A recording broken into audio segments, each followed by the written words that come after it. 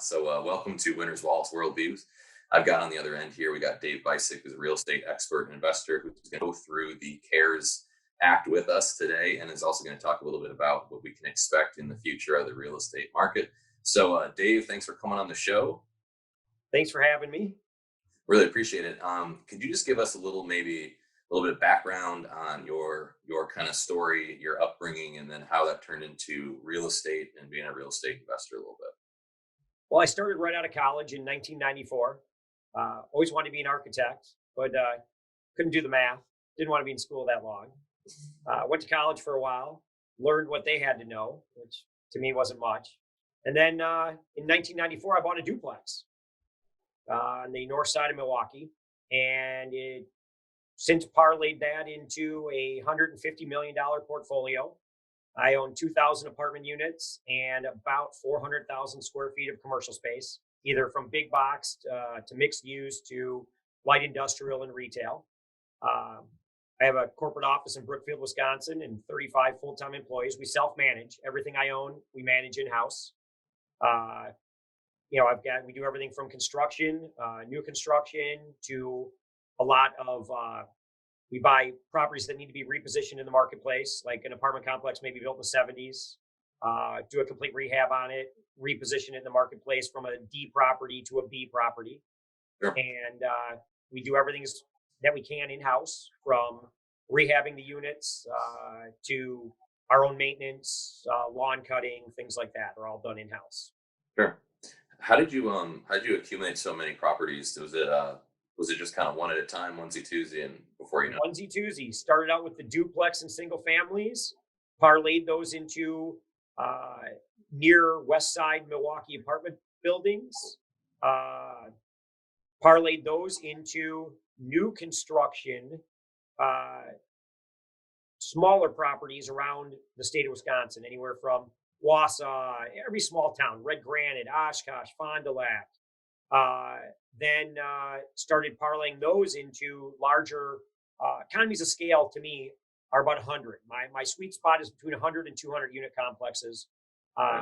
So I started parlaying those into 100 unit new construction. So I'd sell 224 units and put those into a new construction 100 units.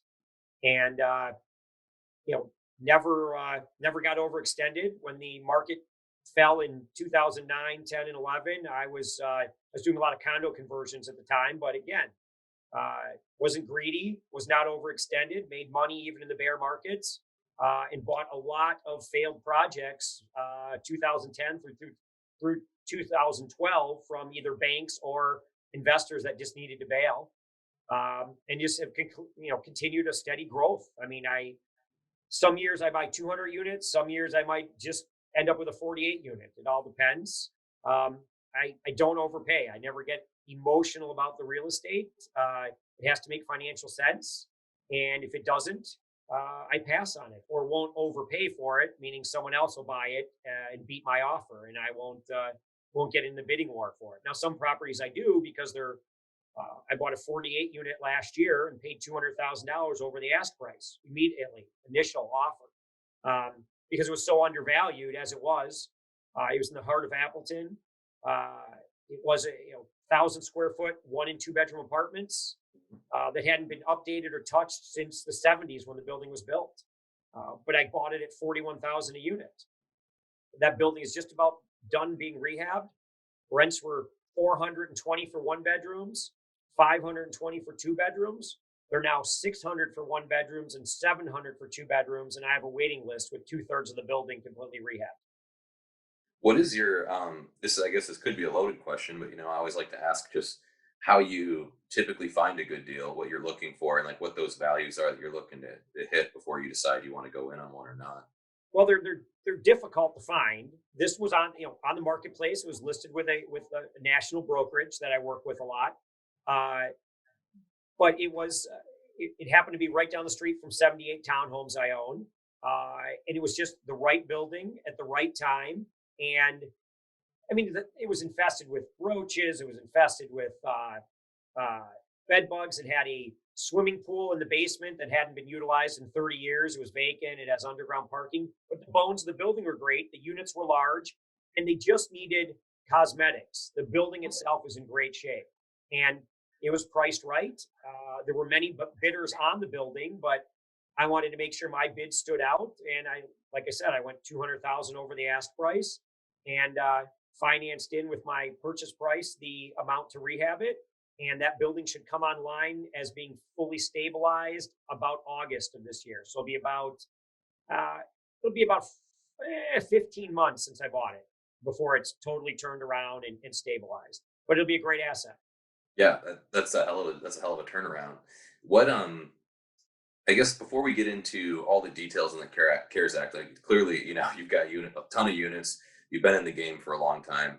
You're certainly an expert in the real estate world, and I represent just a lay real estate investor trying to get into the game like you. First question before we get into the CARES Act and the implications of the market, what are your kind of just tips you would give to a beginning real estate investor like maybe myself that just has a couple dozen units or less, and then they want to grow into a nice portfolio someday? Well, first of all, real estate is get wealthy, but it's get wealthy slow. It's not an overnight. You watch these flipping shows, which are just all ridiculous. They're not reality. Um, you're building wealth. So what you're looking for is undervalued property in a great neighborhood that needs the elbow grease or needs the work. The second is put the work in. It's not going to come overnight. You're not going to hire contractors to do all the work. You're going to do a lot. I mean, when I started out, I did all the work. Now I've got a staff that does it, but you got to do it yourself. There's no easy way here. Mhm. Third thing is there is no right or wrong way to do real estate except for over leveraging and going broke. Uh, there's so many different ways. You can flip houses. You can buy duplexes and, make your, I call it churning out your 300 a month on this one, save that money, buy the next one, buy the next one. And in 20 years, maybe you own 14 nice duplexes in a great neighborhood. That's one plan. One plan is own 3 duplexes, then sell those and buy a 24 unit. Keep that for a couple of years, turn that over, buy a 60 unit with the equity, and keep going from there. What's really happened in recent years is we get what's called the professional in the marketplace. It used to be guys like me. We grinded it out every day. We buy a duplex, a 4-family, whatever it was that made sense. We put the elbow grease in. We turned the rents. When we had equity in the property, we'd sell it, do a 1031 into a bigger property. But the biggest thing is accumulating more units. Okay. But out of that, we had to be able to make enough money on cash flow to feed our families, rehab the property, and make enough profit to be able to put aside for reinvestment into another property. Now we have what's called the professional, which is the guy that owns a small manufacturing company, a printing company, who's making nice money. He's supporting his family and the lifestyle that they like with the income from his business. Plus, he's throwing off another couple to $500,000 a year in extra profit. We all know the stock market's very volatile, up and down, up and down. He doesn't want to throw all his eggs in one basket. Hey, let's get into real estate. So they're coming in, they're grouping their money together and buying all the properties I normally go after. The 100-unit new construction, the 80-unit that needs a lot of elbow grease. And they're turning it over to a third-party management company, and they're happy with a 4% cash on cash return, a 6% cash on cash return, because they're still getting their pay down a mortgage. They're getting their depreciation, so they're not paying any taxes on the money they're making. And they're still getting 4, 6, 8% cash on cash return on their money, and they're getting appreciation. Okay, which is all good for a guy that's still making $300,000 a year at his own business. Makes the market tougher for guys like you and I, where we need to eat off of this, we need to fix the property up off this income, and we need to have money to reinvest. So the market dynamics have changed recently, ever since the crash. Once things started to come up, there was a whole new breed of person coming into the real estate market. So it's really gotten challenging.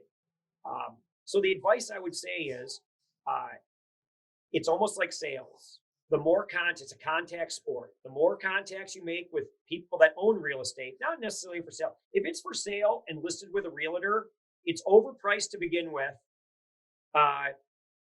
There's not a deal there, and there's a million people on it. You have to generate your own leads and go get your own properties. And that calls knocking on a lot of doors. making a lot of phone calls. But I also see these investors that all, want to do these crazy things that they went to a class and spent $3,000 and got a mentor on, and they, want to do it with other people's money and no money down.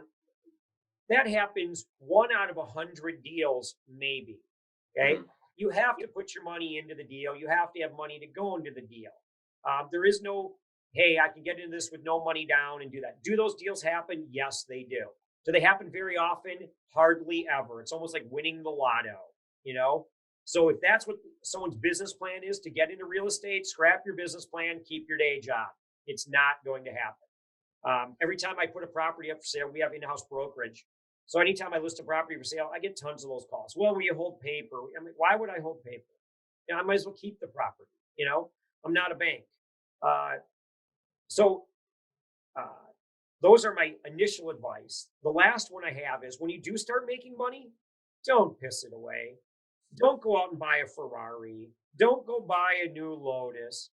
Take that money, buy more property, funnel it back into your properties, and in 10 years, go buy Ferraris in colors. Okay. Yeah, right. So, and everyone I give that advice to, they start making a little bit of money. 2 years later, I run into him. The guy's driving a Maserati, and a year after that, he's out of business.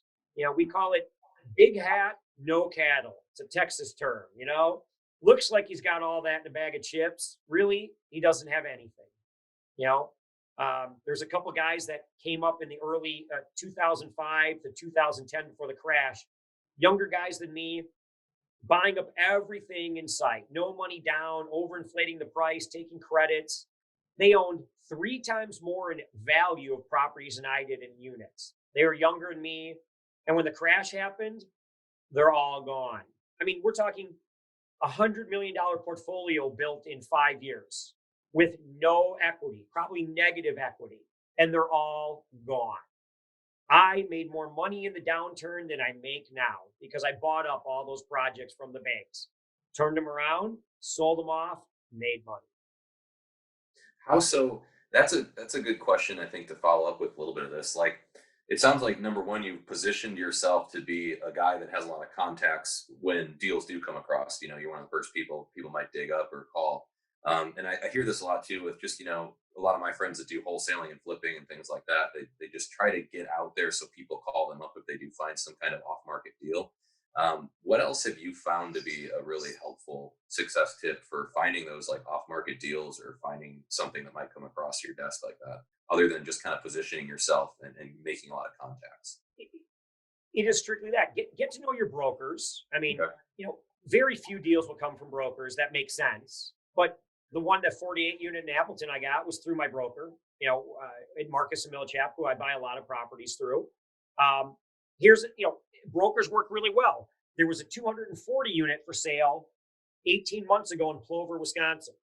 I had a good relationship with the broker. He had just listed it. I mean, he had just come from the meeting where the sellers had signed the listing agreement with them. As he was driving away, he called me up. This is a Friday afternoon. Said, Dave, I've got your next property. Shot me the numbers over the phone. That was on Friday at, say, 3 o'clock. On Monday, they had a full price, no contingency offer from me and beat everyone to the punch. Drove up there, handed them, walked through the properties, handed them the offer. That property is now worth, I've turned most of the, it didn't need anything. It was just owned by the original builder, hadn't raised rents in it was easily 40% under market in rents, but he took very good care of the property. I had no capital improvements, nothing to do to the property. I've turned 160 units of 244 in the last 18 months. The property is now, I just had it reappraised. The property is now worth $6 million more than what I paid for it. And my cash flow is $400,000 more than it was when I bought it 18 months ago. Wow. Okay? So you can get them for brokers, but again, he happened to get the listing. He called me up because he knew I had cash, I could close, and that this is a property that was made for me. I wouldn't be afraid of the low rents, even though they were asking a higher price for it. I didn't take a dime out of it for almost 14 months while I was, continuously. I mean, I always had 20 vacants for every month because we were just continuously turning units. And now I'm 100% occupied. The property's running great and cash flowing, extremely well. So brokers don't discount them, but very few deals are going to come from brokers. The other one is you're going to get deals from people that like you.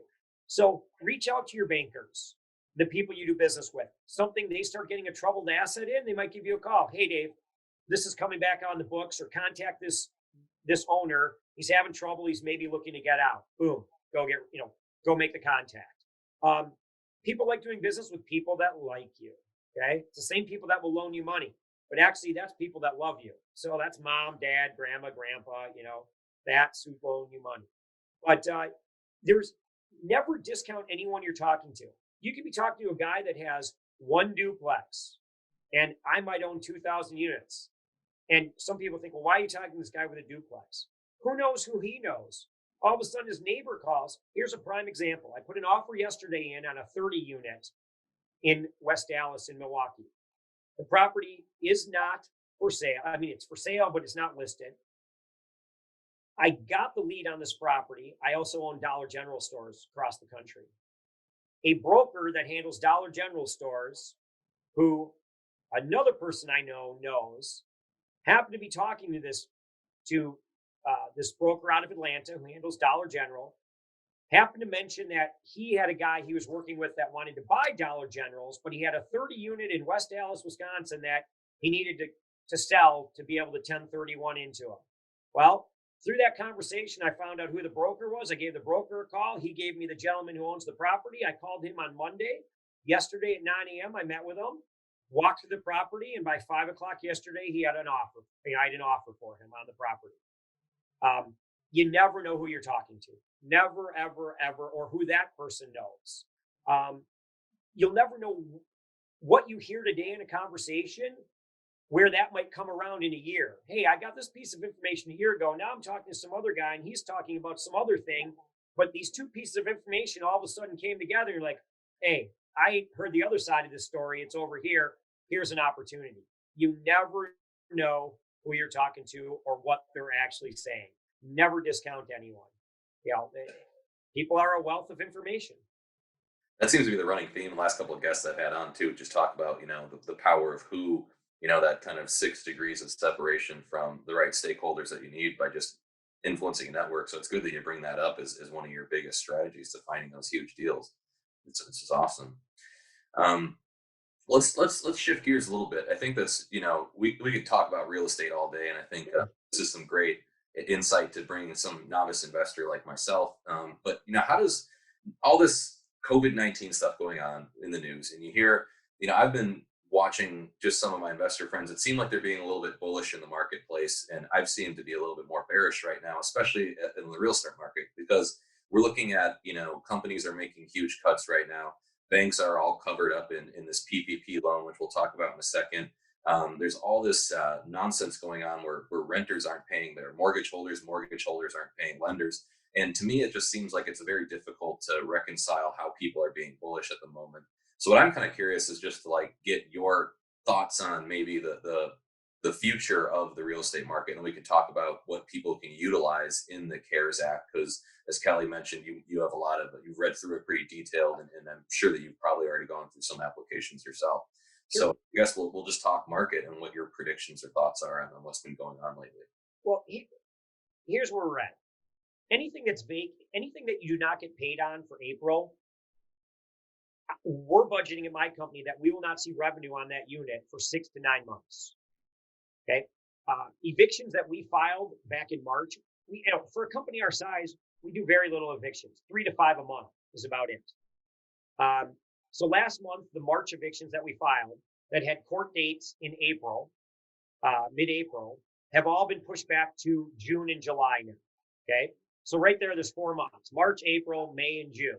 By the time you get that, and that's if nothing else changes. If it doesn't get pushed back anymore, we'll get our court date. They'll be out sometime by the end of June. By the time we turn the unit and get it ready to re-rent, it'll be mid-July. Okay. So you're looking at 5 months right there. So we're looking at, like I said, 6 to 9 months before any of these units come back online for producing revenue for us. So that's the first hurdle that as an investor, you have to look at. So from a economic standpoint, the governor's order, the moratorium on evictions, was probably one of the most short-sighted things I've ever seen. Now, I understand, and I would almost agree with maybe if you did a moratorium on writs, actually giving the writ, but there's no reason why we can't go to court and do evictions. And there's no reason why they can't find that the person has not paid and should be evicted, but they should be staying those writs till May 28th as the moratorium is. Because here's what's going to happen. If it does not get extended on May 28th, you're going to see in every county hundreds to thousands. Milwaukee County is going to have thousands of evictions. I mean, Milwaukee County does like 60-some thousand evictions a year as it is. Okay. You're going to see thousands, tens of thousands of evictions happen throughout the state of Wisconsin in every county, throughout the counties. Okay. It's going to back the court dates up. We're going to see court dates that get filed in the end of May. We're going to see court dates in August, September, October, because there's going to be so overwhelmed. Okay. So that's the first thing that was short-sighted when they did this, which is going to cause a lot of problem for investors. Because again, they're all saying this is going to be done in 90 days. It's sure the sickness, the stay at home might be over in 90 days, but the long-term ramifications for investors in real estate is going to go on for a year. It's going to be a very bad year to be a landlord. Okay. You're just forecasting a loss for 6 to 9 months then, because 6 to 9 months for each unit that is not paid for April or March, for that matter, going back to March now, because of just the time to take them out. We're even looking at possibly, right now, all my asset managers are out knocking on doors for the hardcore cases that we have no contact from and who haven't set up payment plans. By the end of this week, we'll evaluate who our hardcore cases are that just won't play ball, and we'll actually offer them cash payments to move out. Because we're not having any problem renting vacant units. We have no issue across the state with that. Number two, I'd rather have a unit vacant and ready to rent than someone living in there for free for the next, 6 to 9 months. Okay. So that's my forecast. The market isn't going to just come back, bang, everyone's back to work. If we see this where we can start moving out of our homes and getting out of our homes by mid-May, that'll be good. But by the time people go back to work, get a paycheck, start paying their other bills and start making payments on rent, we're looking at really July before I really see a stable rent roll from my current tenant base. Because I think as things go forward, depending on what I'm hearing from unemployment, so a lot of the residents we're talking with still can't even get through to unemployment. A lot of the residents we're talking to that have been laid off, their unemployment is under pending, whatever that means. There's some investigation and it's pending. So they're not getting any money. See, that's the other part of the problem. The government has said, we've released all this money. Hey, here's these trillions of dollars for everybody. No one has seen a dime yet. There are no stimulus checks out there yet. Supposedly, those will be released next week, supposedly. And that's only if you have you paid taxes in 2018 or received a refund that was a direct deposit. So they have that information from you. All the other people are going to end up having to get in touch with the IRS to say, hey, here I am. Here's where I live. Please send my stimulus check here. And who knows what that process is going to look like. I mean, that might be a 20-week process, knowing the government. So those monies aren't out there. Then we get into the other things available to people like myself, business owners, like the PPP program. Okay. I just got guidance again. So we applied for ours on Friday. Our applications, everything were into our bank. We are still getting notification from our bank that they have no guidance. They have commitments now for them, all the ones they received, but there is no guidance on to the instrument, the paperwork, or when this money is going to come and how they're going to get it to us. There's nothing. There's no plan in place. They're all waiting for it. They were waiting. The banks were waiting until after 5 o'clock on Friday. This process was supposed to be released by 12:01 Friday morning. Okay, you're supposed to be able to apply. Well, they changed the form from Thursday night to Friday morning that you're supposed to fill out, and the paperwork requirements. So that screwed up a lot of people. Then the banks had to put in their own process because they have to approve these, and they actually have to go through and account for these. So each bank has its own process. They had to put that in order. Then they had to put it online for their customers like myself to be able to apply for it.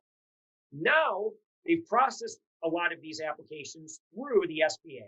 The SBA has supposedly committed to these, because that's the emails I'm getting back from one of my lenders, that yes, everything has been committed to by the SBA. Okay, that's great. The SBA said, yep, we commit to these loans. But how the banks are going to actually get the money, how that money is actually good, the paperwork that's going to be involved for myself as a borrower to sign, and how that money is actually going to move from the Fed to the local bank to my bank account has yet to even been come up with. None of these banks have any guidance on it at all yet, let alone any money. So how many weeks is that going to go? And what that's doing to my industry is, and every other industry. So as of April 1, we had to bring our employees back up to our original payroll from the first quarter. Okay. So we're paying these people with money we don't have, because this money is supposed to be coming from this program. So who knows how long it's going to take for them to actually get it all together, get it to the bank, then the bank does their process, and the bank gets it to us. We're talking weeks yet. Oh, yeah. Where are all these small businesses supposed to be paying all of these employees with money they're waiting for? It's going to be a big problem. Yeah, so the bureaucracy is going to delay everything at the best case scenario, right? So the best case scenario is we're going to see a delay in all of this stimulus, funding that's supposed to be coming through. Some of the PPP loans, which it sounds like they're just trying to figure out, like, so the banks. If I called my banker yesterday, and number one, if you're self-employed, you don't even qualify until the 10th, and Yep.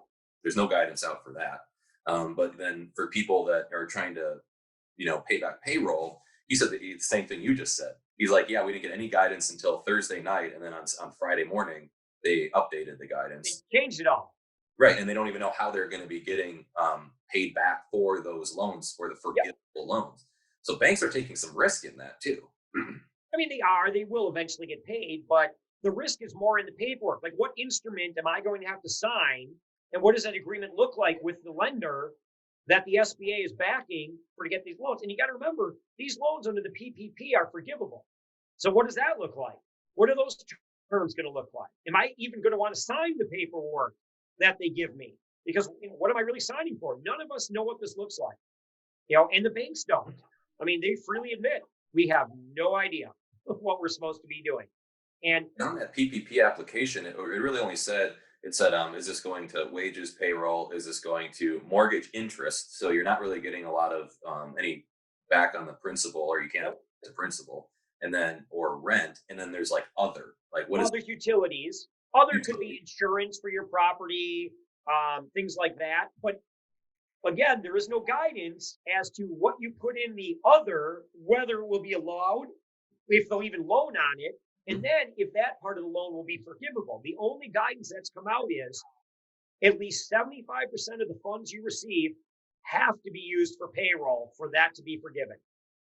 And 25% can be used for those ancillary items. That's the only thing that's been very clear. The rest is no one knows. Each bank has a different. We looked at a couple different banks that we deal with, because several of our bankers called us to say, "Hey, do you want to do this program?"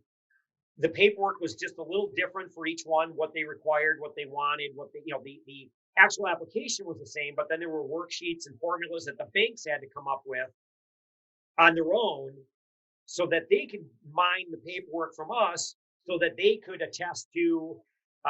There's a questionnaire that the bank has to fill out about every one of these loans.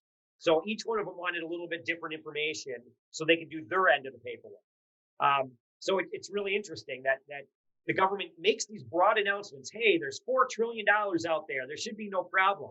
But ask anyone if they've received any money, or if they even have an expectation of when they might get it, if at all. And there's no one out there that knows any of this. Well, what do you think about the housing market? Because if Johnny and Sue want to go buy a house now, the banks are first of all going to be underwater with all these PPP loans, at least for the next couple of weeks. And then also they're probably not going to be cash flowing the same way if all these landlords have mortgage relief to where they can delay their payments. So the banks might be much more conservative on who they decide to lend to. So you'd expect some kind of dip in the housing market too, right? I disagree there a little bit. There's a big difference between the commercial side and the retail side. Because, let's face it, everything ends up going to Fannie and Freddie anyway. So really all the bank is, or your mortgage lender is a facilitator of the mortgage. Okay. So when I talk to like Kelly's parents company, Schwab Realty, they're having a banner month. I mean, there are still listings coming on and people actually writing offers on homes because the people that are still employed, that have those jobs that are essential and still getting paid, their plans are moving forward. One of my bankers was in the middle of building his house. He put his house on the market 3 weeks ago, his existing house, and he was very worried about this. He's like, wait a minute, they're just about done with my new house. I don't think my old house is going to sell. It's sold. 10 days, gone. And they're closing. So I don't think what we're going to see more of are the people that are still working but worried about their job, that were going to be buying a home, because the longer this lockdown goes, the slower the economy is going to go. And we're going to start ticking off some of the jobs that are working now. I mean, right now, I've got all my employees working. But if we don't get these PPP loans and we get a bigger dip in rents for May, we're going to have, we'll have no choice but to lay off people. And management people that are making $60,000, $70,000 a year that really aren't worried about losing their job right now. But if things continue or get worse, it's going to happen. And you're going to see that in every industry. So we're not out of the woods yet by any means, particularly because none of this stimulus money has made it anywhere. Because there's these other loans, these economic disaster injury loans. They're more like grants. They're up to $10,000. Let's talk about that. So is that a grant and is that forgivable or is that well, it's called a loan, but it does say in the guidelines that it does not need to be paid back.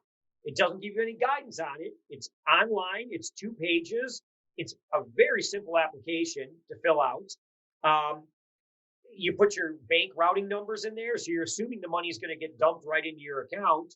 But again, there's no guidance on it. It does not go through a bank. It goes directly to the SBA with an online application. And again, no word on them. I know a lot of people that have applied for them with small businesses. A lot of my tenants that have I've applied for one of those as well, and I haven't heard anything yet. And no one's heard a word. They got their confirmation number that it was submitted. That's it. As to the formula of what they're going, how they're going to determine if you're getting 2,000 or 10,000 or 1,500.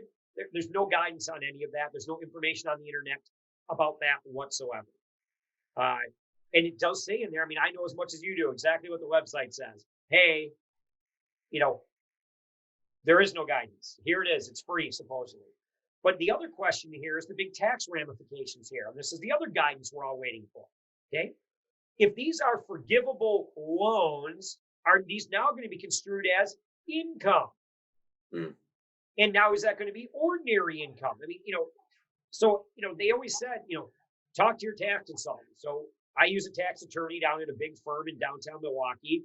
And, I call Greg up and Greg's like, Dave, I know as much as you do. We have no guidance. We have no idea what the IRS or the Fed is going to say about these forgivable loans. Are they income? Maybe, maybe not. We don't know. So that's the other thing when you're taking out these loans, are they income? What is this going to do to your tax consequences a year from now? So that's another big question we have. But given the fact that rents are coming in so slow or not at all in some instances, you're taking the money because you just need it. You need it to pay the bills. I mean, we have an AMC theater in Indiana, big 16-screen multiplex. Got notice the second to last day in March, hey, we won't be paying rent. Their rent is about $75K a month. The mortgage payment on the building without taxes or anything is $35,000 a month. Now there's rumors out there that AMC isn't going to make it out of this. I mean, they were teetering to begin with. So, we look at that property and go, what are we going to do with that? How is this going to look? We're in touch with our bank down there in Indiana, where that has the mortgage on it. What are we looking at? What's our consequences? Where are we going to go with this? Can we get another operator in there? But it's all up in the air. That you're going to see a lot more. That the longer these businesses are closed, the more of this you're going to see. I mean, we had in Milwaukee here, we have Punch Bowl Social. They own 38 locations across the United States. They're gone, done, finished, never to re-enter the marketplace. Read that. How many of those are we going to see happen here? Not to mention how much of Main Street will be gone in 60 days. It just took the last 10 years since the crash to rebuild all of our main streets in America with all our small mom and pop businesses, which account for more than 50% of all the employment in the United States. Yeah. And I really don't think, I'm going to get political here for a minute. This is where I think it's very short-sighted. We're talking about helping the cruise ship companies out. The cruise ship companies don't hire Americans. Their ships are all flagged in other foreign countries, but we're going to help out the cruise ship companies. We're going to help the airlines out. The airlines have been making millions and billions of dollars a year, but we're going to give them stimulus. As Donald Trump said, and I'm a Trump guy, said, hey, the big companies have nothing to worry about. We've got stimulus. We've got money going out to them. We're going to take care of them. That was in a speech he gave yesterday. Where's us? Where are the mom and pop businesses that employ more than 50% of the United States workers? Where's our help? Yeah, you've rolled out these programs, but no one knows what to do with them and if we're ever going to see any money from them. Right. My political feel. Yeah. Hey, we usually don't get too political, but I appreciate the honesty. And I think one of the things that, I've been looking at, and I think you and I might disagree on this a little bit, but let's say that the banks do end up in trouble. There may be a requirement for a second stimulus bill to bail out the banks like we saw in 2008 crisis.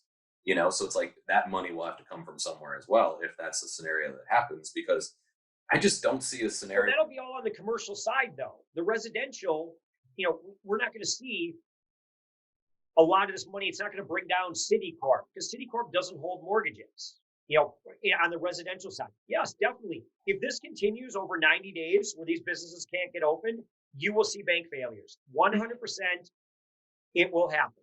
Mm-hmm.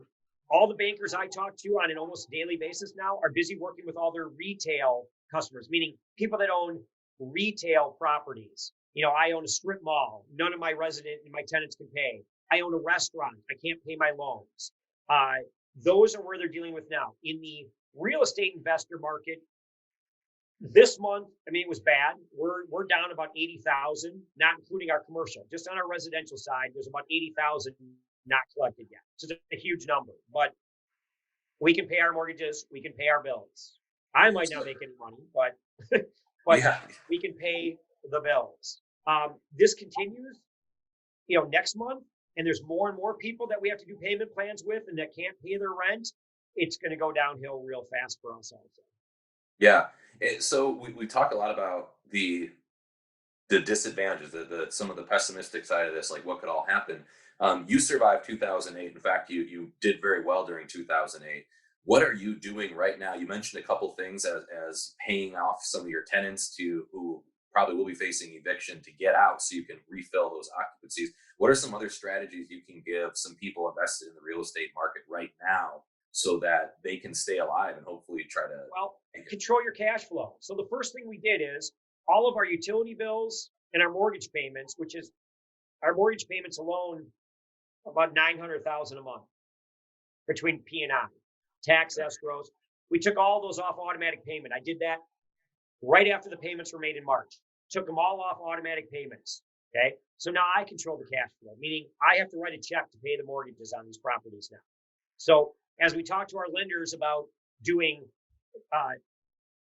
just doing interest only, or maybe doing a forbearance, 90-day no P&I, I'm in control. I have the money.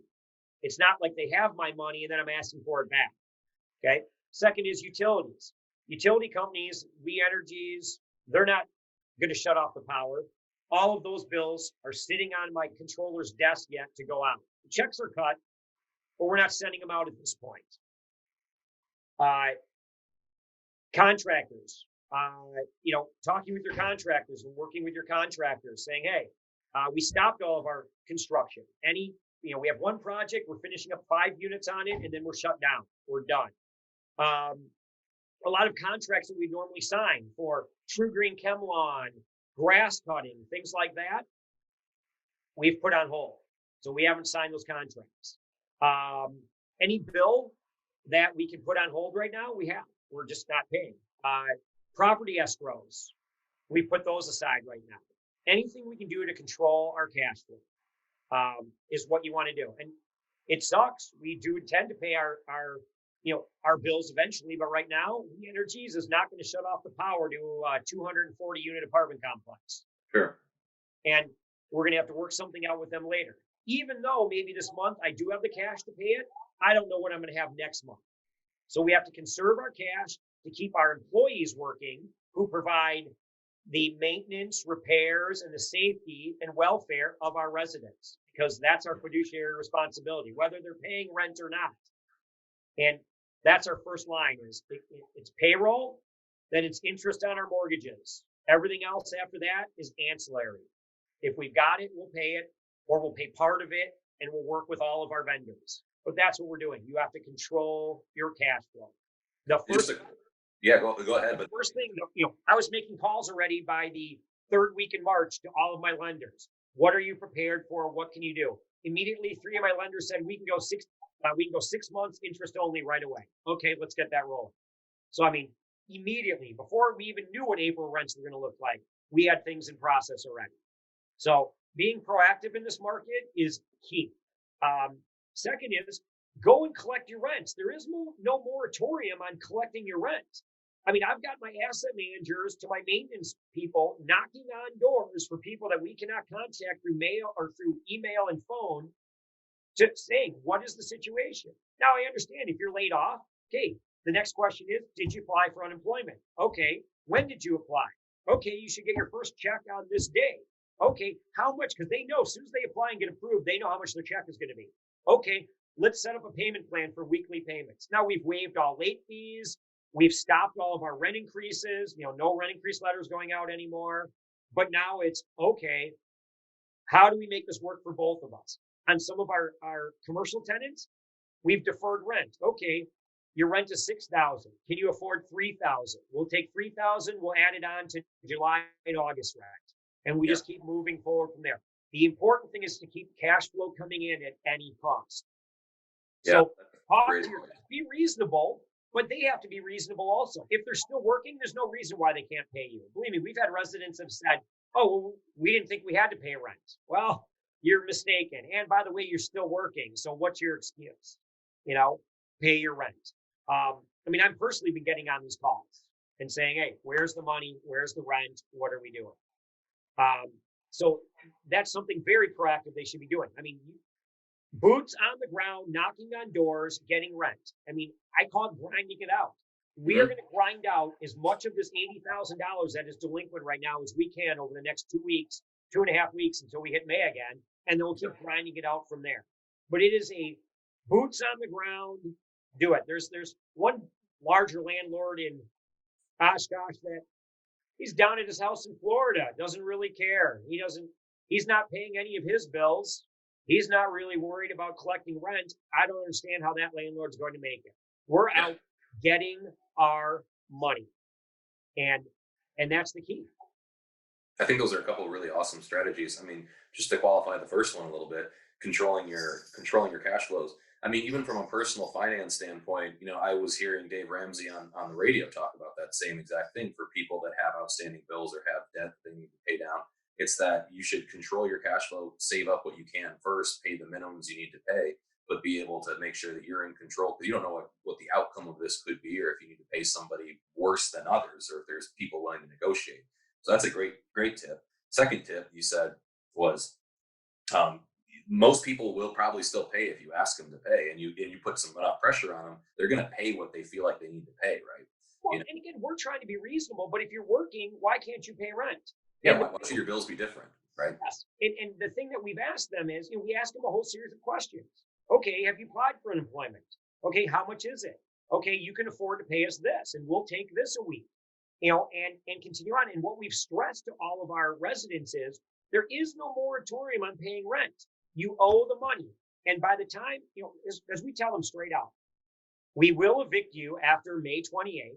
We will get the money after May 28th, plus the post-judgment interest, all of our costs and attorney's fees, and they're going to have an eviction on their record forever. Well, 7 years, but a long enough time. And we will relentlessly chase them for the money.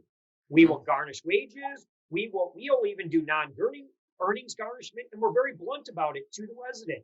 And when you leave a message like that for a resident telling them what will happen if they continue to dodge you, I mean, yes, the bottom line is, can they get away with not paying you rent and live there for about 6 to 9 months free? Yes. The sad truth is yes. But at the end of the day, we will have a judgment. Now, getting a judgment and collecting on a judgment are two different things, but we're very good at collecting on judgments to the point where we actually go with the sheriff and repo all their possessions. We will repo their car if they have no lien on it. If they have a nice car and they only owe $1,000, we'll pay the $1,000 lien off on it and repo their car and take it and sell it at auction. We make sure that we are very blunt and very clear with our residents. This is the road that will go if you don't work with us. Yep. And we're willing to work with our residents. But it isn't hey, I don't have to pay you. No, it's we need a payment plan and we need the payments made every week. And we will work with them. And that's the message that has to be sent to the residents from the landlords. We will work with you. We will waive your late fees. We will come every week if we have to, every Thursday when you get your check, and pick up that $150 in cash and write you a receipt. But they have to know that. And that's why today, being the 8th of the month, I've got our asset managers out there in every part of the state knocking on the doors of people that have been dodging us, that won't return phone calls, won't return emails, aren't working with us. There's a handful of them. And we're knocking on the doors to find out what the issue is. Hey, what can we do to make this work for both of us? Not just me, not just them, for both of us. And that's the key. And I think that's fair. I think that's totally fair to make sure that people are paying what's owed, especially if they're able to, just like you're saying. Totally reasonable. Um, well, this was awesome. Given some insights, some market predictions, helping other real estate investors maybe navigate their way through a lot of the nonsense going on. A lot of the things that we talked about, how we are going to talk about CARE Act today, but I think we covered a lot of the touch points, and a lot of these applications are pretty straightforward. So what I think we'll do is we'll put the links to the applications in the show notes of this podcast so people can grab that and they can apply and read through it. As you guys heard on the show, there's not a lot of guidance on some of this stuff. So it's kind of, working with your bankers and your financial advisors as well, trying to figure out the best strategy. Yeah, you want to work with, if you're going to, most banks that are federally insured, which is most banks and credit unions, are SBA lenders. But there are some banks that are more proactive as SBA lenders or not. But you definitely want to go through a bank that you bank with now that does SBA. And if you know a banker there, that's your contact. If you're throwing darts at a board, just calling a bank saying, I need to apply for this, it's going to be a rougher road. You want someone riding shotgun with you from your bank that knows you, has your business relationship, and will help get your documents processed, your application processed with the SBA, and then expedite, whenever we get the guidance, on the paperwork to get you the actual money so you can, carry on with your business. Yeah. Awesome. I mean, I think that's what people are looking for, is to figure out, what do I got to do? I got options. What are my options? That's the big one, I think, that came out of the CARES Act, other than being able to pull out of your retirement without penalty. That was another. Yeah, there's that, and they've changed a lot of that. And is that going to help? Typically, if you have a 401k, you've got money in the bank. Also, so and again, we should be through this. I'm hoping. I think the realistic prediction is by the end of May is when we'll start to see things reopening. Beginning of June, right after Memorial Day weekend. Okay. The numbers everywhere we see around the country seem to be they're leveling off. And as long as, I don't think it's going to happen at the end of April. There's no way. If everyone comes out of their house at the end of April, I think we're going to be right back where we were again. Mid-May is when you'll start seeing restrictions starting to be lifted. And I think most quarantines in most areas will be out by June. First week in June is what I'm seeing. So really, if you start the economy in June, we're really starting to see results, I would say more like August, September, before we start seeing, people back to work. But the other side of this is, unfortunately, a lot of large corporations are using this as the excuse to shrink their workforce again. Mm-hmm. Where even when the business comes back, these people won't be rehired. I know that happened at Cisco, the big food service company. They eliminated a lot of people that were told they won't be coming back, regardless of what happens in the economy. Their jobs are permanently eliminated. So you're going to see the shedding of a lot of jobs in corporate America due to this. And it's the excuse for the corporate to be able to lay off a large number of people and not take the heat from the press. And these jobs won't be coming back. So that's another aspect that the news media hasn't touched on, that very few people have really talked about at all, that's really happening in corporate America. They are shedding a lot of jobs that will never come back. So are we going to get back to a 3% unemployment? No way, shape, or form. Now, on the flip side, this is good news for small companies like me who are dying for great employees. I mean, we can't find a good employee. And so there will be a better, more valuable workforce available even after this that will be looking for jobs. And if the small businesses are still around, we will have jobs for those people because we don't have enough workers as it is. And our companies will be looking for those people laid off from corporate America. And we might not have all the perks that the corporate America jobs, but we have good living wage jobs available in the small businesses as long as we can survive this. So a little positive to that. Yeah. And I think that's good. I mean, you're giving people, I think, some good options that they can work with to get out of this, because we got to call a spade here when there's an issue. And I think that people that are just thinking this is a pause, it's going to freeze. I can't disagree more. There's going to be economic repercussions for this shutdown. And I think that we touched on what those are for the most part, but there's solutions too. And I think that's what you're working with your company. And I think you gave us some really awesome quick tips on what we can do at our level too, to just try and get through this a little bit. So, well, Dave, hey, I really appreciate you coming on. I know we're running out of time and I know you're a busy guy too, especially it's chaos, but is there anything else that, if sometimes I like to offer guests if they want to give any contact info or they want people to follow their company or anything that you're working on that you want people to know about, I like to give them a couple minutes to kind of talk about that too. So is there anything else you wanted to share with everybody? No, I think we're good. I mean, we're just like everyone else, whether you have one duplex or 3,000 units, everyone's in the same boat. We can't survive without our residents. We should be working with our residents, but not being taken advantage by our residents. Yeah. There's a give and take here. It's a chain. The residents have a job. That's when they get their money. We get our money from our residents having a job. Our banks get the money from us because our residents have paid us. So it's a big food chain. We all need to work together. The banks at this point, I am very pleasantly surprised. All the banks have been very good, willing to work and be reasonable. And most of the residents we have talked with have been very reasonable. We are able to work out a plan that works for both of us. We keep our cash flow coming in. They keep a roof a roof over their heads in good standing, where even if they're still behind, once they're back to work, we will work with them and make this catch up to this. And that's what it is. It's a group effort. We all need to work together, and there should be no one person taking advantage of anybody. It's all work together. Awesome. Well, Dave, thank you so much for coming on the show. Thanks for having me, Aaron. Yeah, once again, this Winner's Waltz Worldviews. You can go to aaronjarmstrong.com/podcast and you can listen to this episode. We'll also have any contact details about Dave's company as well in the show notes. So if you guys are interested in applying for the loan as well, the loans we discussed, PPP loan, EDIL, some of those, you can also look in the show notes for that as well. So once again, everybody, be somebody.